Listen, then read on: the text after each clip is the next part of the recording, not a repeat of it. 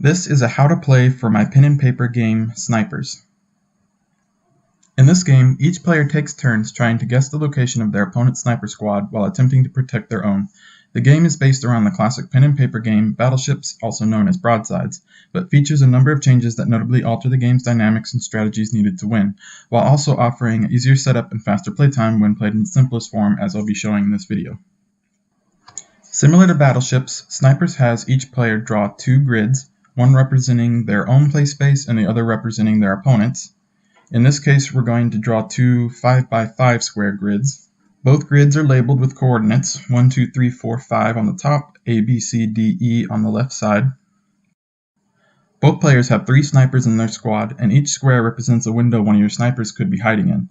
At the start of the game, both players place their 3 snipers somewhere on their grid. This is represented by a circle for each sniper. They can place them in any adjacent or diagonal arrangements, which can include L or V-shaped arrangements and so on. However, since your squad is a team, they must always be located within 1 square distance of each other, both adjacent and diagonal, so long as they are still alive. As each player takes a turn firing at their opponent's grid, both players will mark an X to their given coordinates. The firing player will mark an X on their opponent's grid, while the other player will mark an X on their own grid.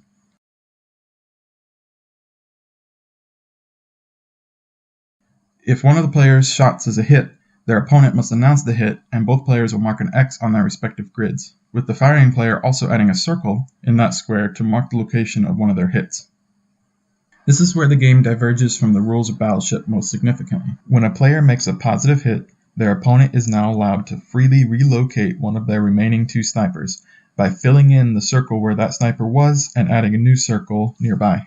But they still must keep both remaining snipers within 1 square of each other, and they cannot move to a location that has previously been hit by their opponent, so consider these windows destroyed.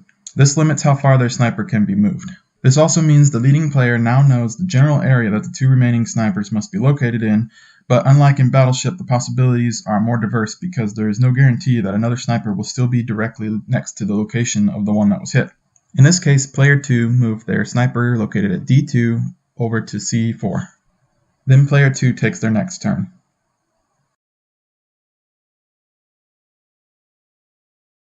If a player happens to hit one of the filled-in circles of their opponent, or where they used to be, nothing happens. The other player just acts as though it was a regular miss. As the leading player begins to zero in on the location of their 2 remaining snipers, the other player still has a chance to catch up as they continue to take shots at their opponent's 3 snipers.